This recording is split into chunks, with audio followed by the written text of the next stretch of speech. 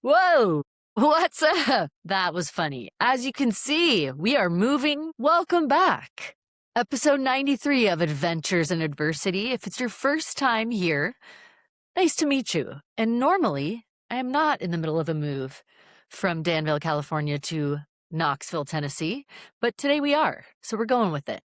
And more importantly, we don't need to talk about my move. That's a new adventure, but we don't need to talk about that right now. What we're here to talk about is men's mental health. It is Mental Health Awareness Month. It is the last 3 days of May. So it is it's Mental Health Awareness Month. And I thought this week I wanted to do something on mental health. And then I was talking to my husband and we were like, oh, maybe I could do something on kids' mental health. Then we were like, I was thinking about that. And then I was looking up some statistics. And this is how I decided to make it about men. Okay.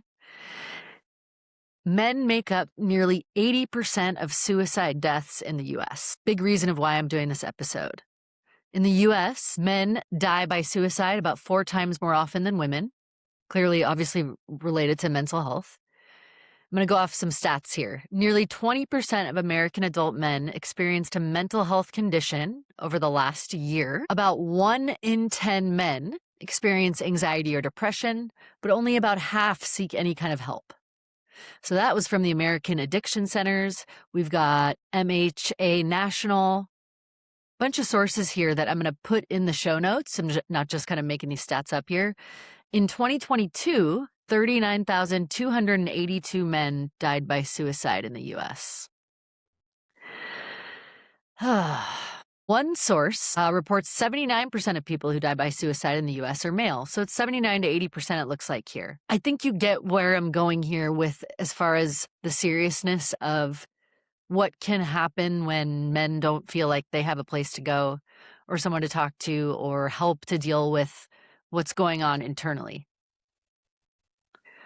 So they're significantly more likely, not to say that women don't have mental health issues, children don't, and we've done specific episodes on, like, when you're going through menopause and the mental health stuff there.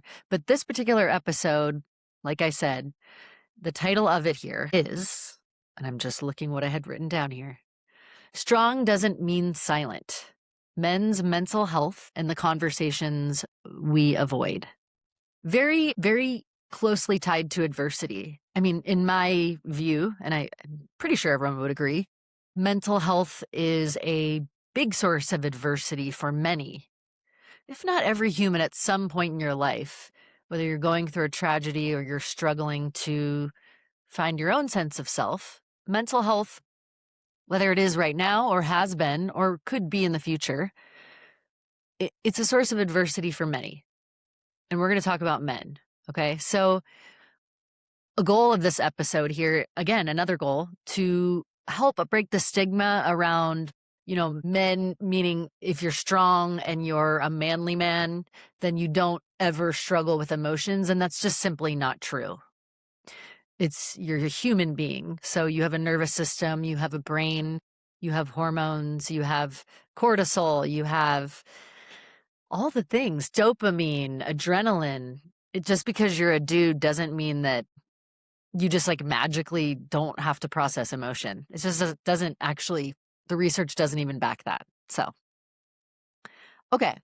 So I just kind of want to kick off with those stats, obviously kind of jarring to hear that, but I don't know about you guys, but I didn't know that, I didn't know that men had higher suicide rates. I just didn't.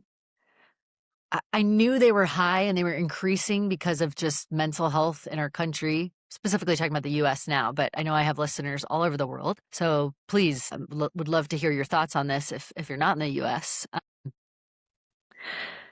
In the U.S., I feel like since COVID, mental health has become challenging for people to deal with, but then it seems like there's more resources. You have BetterHelp, you have podcasts, you have online therapy, in-person therapy. I personally do EMDR therapy in person once a week, and it's amazing. But I've done online. I listen to podcasts. I listen to pastors, scripture, all sorts of stuff. So the help is accessible, but that doesn't mean that people are using it.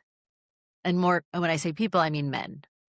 Okay, so where I want to go with this, everything I'm talking about is going to be in promotion of men's mental health awareness. Again, it's the last 3 days of Mental Health Awareness Month, and you wouldn't think that just talking about it would make change as far as like, okay, you have an episode on men's mental health. What's that gonna do anything? Well, it's a taboo topic sometimes. I don't think mental health is at all, but I think, and again, totally open to being corrected. Put in the comments or come on the show and you can debate me. Men, from what I've talked to my husband, other men are expected to be strong, self-reliant, unemotional, you know, protectors, right? But I think maybe the misconception in society is that in order to be that, all of those things I just said, you have to be devoid of like empathy, emotion, and like the full range of human emotion. So I just want to challenge anyone who says if you're like boys don't cry, men don't cry. Yeah, they do, actually. This guy did. I like my nails. I'm getting them done today. Jesus doesn't care. But they are gonna look better later. This hits better. This guy right here, I was raised Catholic. I'm a baby Christian as far as learning all of the Bible stuff. But last time I checked, Jesus felt the full range of emotions. Last time I checked, he was a man. Oh, yeah. He actually, when Lazarus died, was it his cousin or his good friend? Cousin or good friend. See, baby Christian. When Lazarus died, he wept. He cried. It says Jesus wept. When he was in the Garden of Gethsemane, probably mispronounced that too, before they took him to be crucified, he was so nervous and stressed that he sweat blood. It's a condition where you can actually sweat blood. He obviously got mad. He came to a temple and flipped tables and had this like whip thing because he was pissed that people were selling doves and doing like commerce in the area where you're supposed to pray. He was calm. He was mad. He was sad. He was scared. He was vulnerable. He was protective. He was honest. He was direct. But it didn't mean that he didn't struggle. So I think my son, Brayden, he's about to turn 11 in July. And absolutely, I think there's a different way that I raise him. I don't raise him and my daughter, who's about to turn 9, the exact same. I mean, the values are the same, but I'm female, she's female, my husband's male, he's male. Like, I don't know what it's like to be a man. My husband doesn't know what it's like for my daughter. I more so do, having been a little girl before, but I definitely raise him to like, I don't say like, don't cry. I never say don't cry.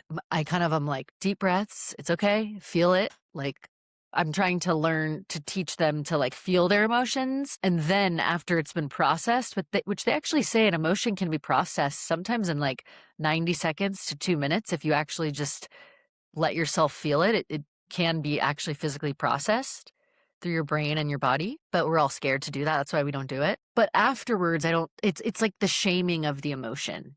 I think men are often shamed for like being soft or weak.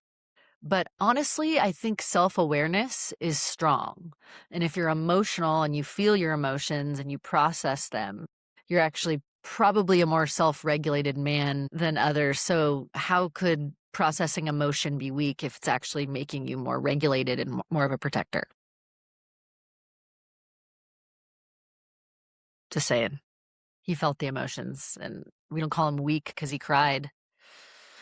And then he ended up bringing Lazarus back from the dead anyway, but he did cry. So he's like, I'm sad now, but I'm going to bring him back to life soon. I want to talk about the cultural pressure that men, at least in the US, I'm told, or they appear to be facing. I think that, obviously men are grown up to be that protector, like I talked about, but with statistics like 80% of those suicides being men, that obviously isn't working. And I just want to draw attention to the fact that needs to change. I don't think that you don't need to like stop lifting weights and stop being a dude or whatever that is, but you're actually not being strong if you are not acknowledging mental health struggles and weaknesses. A lot of men, I think, will, if they're feeling like emotional, probably wouldn't want to show that. Maybe some men do, but I think we are kind of pre-programmed to look at an emotional man as like weak, whereas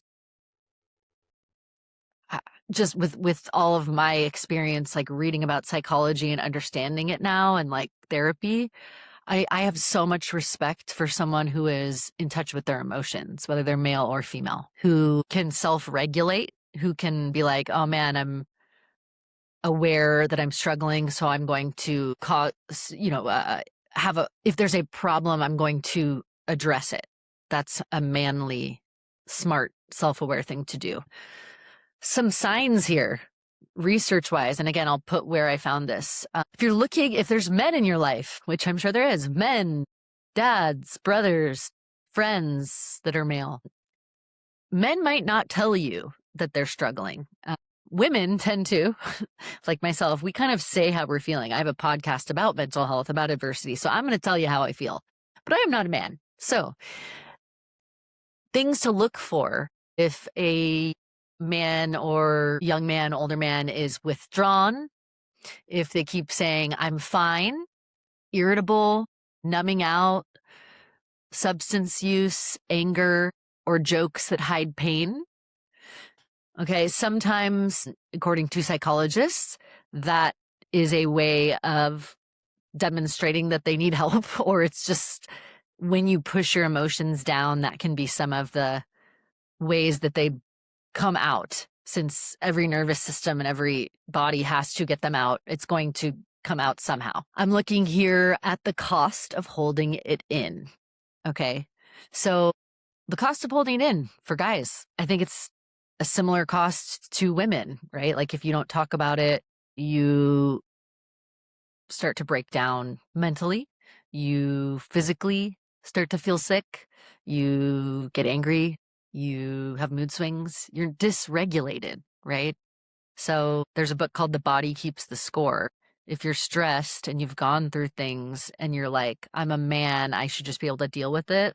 Your body doesn't care. It remembers the things that you've been through, and it remembers, and it doesn't care what other people think. It's going to remember the trauma or the stress that you're feeling from your job or from being unemployed or whatever it is. You have to address it. And I think you're less of a man if you don't, if you want to turn it that way, because hiding, suppressing, hiding, you've been programmed though to think that strong is silent. Strong is not silent. Strong is aware, self-aware, and able to self-correct without taking it out on someone else. I want to talk about specifically why men don't come forward a lot of times about abuse, whether that be mental abuse, emotional abuse, sexual abuse, or physical abuse from an intimate partner. I've been very open about the story of the narcissist in my life, female, malignant narcissist, beats her husband, has been arrested, has gone to jail. That cry for help to us from him, he said she's been physically abusive 9 times and arrested 3 times. And this is in a suburban community. And now he denies it all. Why don't men report it? Why don't men report when their wives are throwing shoes at them and beating them and breaking down doors and giving them fat lips? Because they're shamed, because they're afraid society won't believe them. I believe it. Women can abuse men too. And it causes big time mental health problems, which is a big reason why I'm doing this episode. Because if you're a man and your female wife is abusing you, she needs to be held accountable for that. And you're not less of a man because they're doing that. You're just dealing with someone who's mentally ill and might be a narcissist or a psychopath. It's not your fault. These people need help. Feel strongly about that one. All right. So we know that There's cultural shame, which is bullshit. There shouldn't be. Now that we know that if you're abused by somebody in any way, that's on them, not you. And if you're a man and you're abused, it's not your fault. That's on them, not you. Healing and vulnerability, if you're ashamed, vulnerability actually creates connection. Brene Brown said that. She's like a coach, thinker lady, wrote books. Vulnerability creates connection. Connection is the antidote to shame.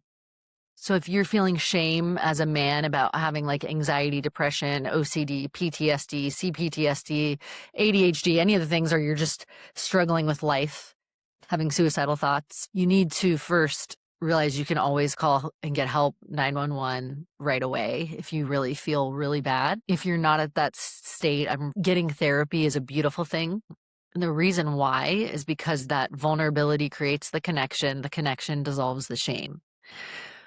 Someone you trust, a therapist, they're trained in this, and it's actually really attractive and intelligent and spiritually mature to get help when you need it. You know, it's not manly is like beating your wife or, you know, taking it out on somebody else. Women do that too, obviously, the lady I just talked about, but that's not manly. That's like caveman. Are you caveman or are you like self-regulated, self-aware, able to become the master of your emotions through getting help?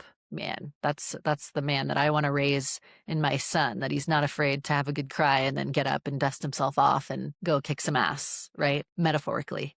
But I'm all over the place. But talking about men's mental health, obviously the statistics are out there. You got to feel your emotions, right? You just have to. And therapy, honestly, you'll become a better person. And if anyone like judges you for being a man and that goes to therapy, why would you want to hang out with those people anyway?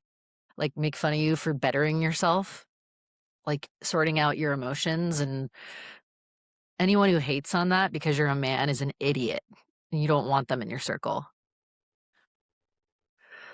I'm just doing this for the men today because men, I feel like there's such an unrealistic expectation. And when you've like met toxic females that ruin men's lives, then you realize that everyone deserves mental health support, but not everyone gets it. And I'm going to end with a challenge here.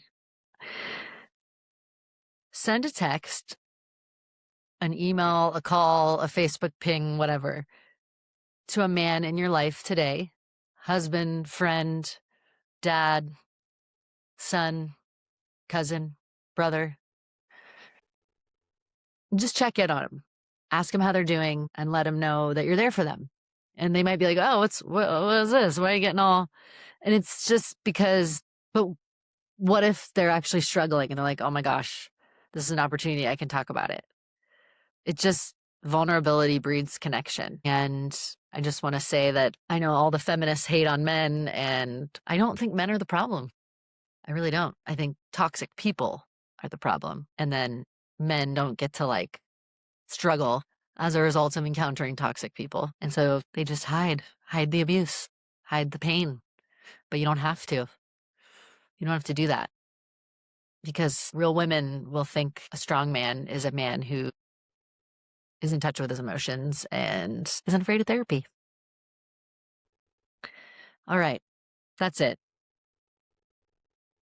If you need help, you're a man, better help, talk space, check the show notes. It's nobody's business, but no shame in talking about it. Mental Health Awareness Month, episode 93. Peace.